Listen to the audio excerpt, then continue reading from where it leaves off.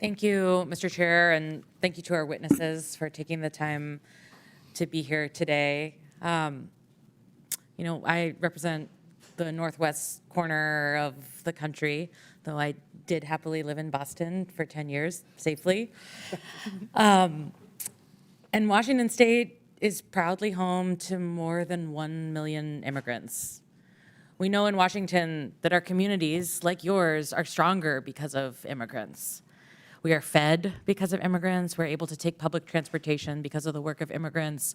We are able to work on building the affordable housing that we need because of immigrants.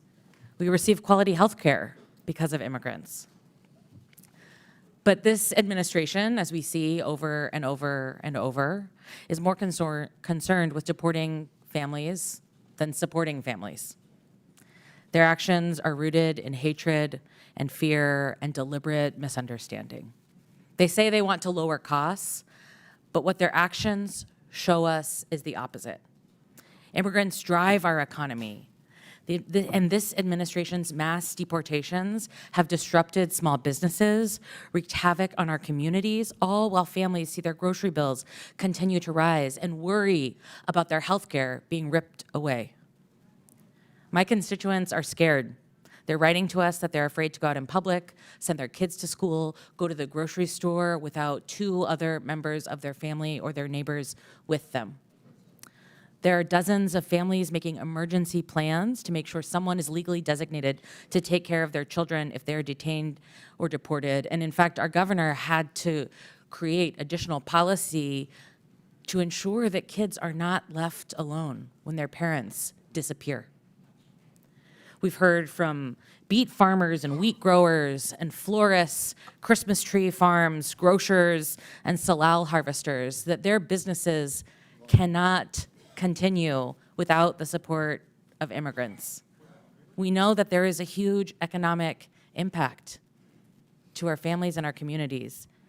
And Mayor Adams, per your testimony in 2021 on immigrant New Yorkers, you stated that including those who are undocumented, immigrants in New York paid billions of dollars in taxes and contributed billions more in spending power to the New York economy. Is that true?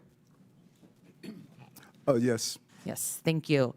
So one can imagine if this administration continues its mass deportation plans in cities across the country, including New York, it would have a significant impact on all our economies. Mr. Byer, can you speak to what the economic impacts of mass deportation would mean for the U.S. economy? Absolutely, it'd be devastating. You're looking at an instant recession if it was, some magic wand you could wave to get rid of all these people like they want. That'd be about a 7% drop in GDP. That's well into the trillions of dollars in lost production of goods and services that benefit Americans.